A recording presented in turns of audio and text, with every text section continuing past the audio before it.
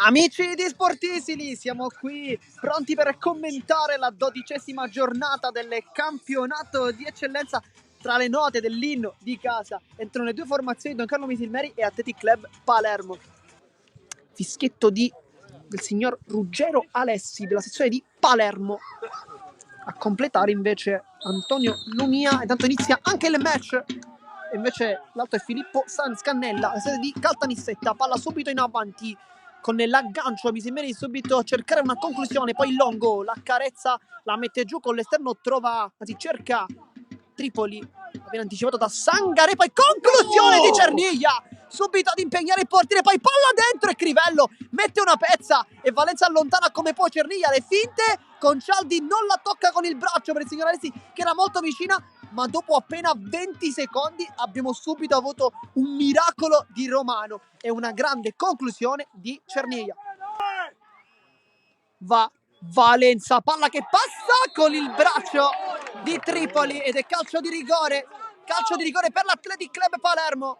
Rincorsa piuttosto corta del 10 contro Zoom.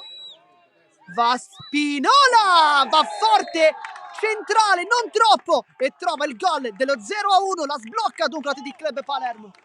Andrà con le mani la Vardera, alza il pallone di testa, poi la allontana come può Bongiovanni, poi Concialdi, Romano, Cerniglia, apre con il mancino sulla Vardera, aggancio felpato con la suola, se la giusta, destro-sinistro, rientra sul destro, può calciare! E la traversa di la Vardera, che cosa stava combinando? E poi gli applausi di Mister Napoli. Andrà Longo con le mani, rimessa lunga, cercare il colpo di Aiello, direttamente verso la porta. Poi Sangare allunga questo pallone dalle parti di Spinola che la controlla, viene recuperato da Muzzo, poi molto veloce sul destro, può calciare! E Zummo mette lì Guantoni, che parata del portiere! È uno schema proprio per Concialdi col mancino, si era coordinato bene ma non l'ha presa in maniera perfetta. Allarga Longo allo spazio per poter puntare la fascia, vediamo se lo fa. Traversone, ottimo il cross, allontana Romano, poi Mendola la controlla con il sinistro e non se l'è sentita di calciare di prima qui Mendola. Muzzo allarga dalle parti del compagno, c'è Messina, anzi Aiello che mette un pallone dentro Mendola di testa alla sponda. Tripoli si gira, calcia verso la porta tra le braccia di Romano, però Tripoli le deve provare questo genere di occasioni.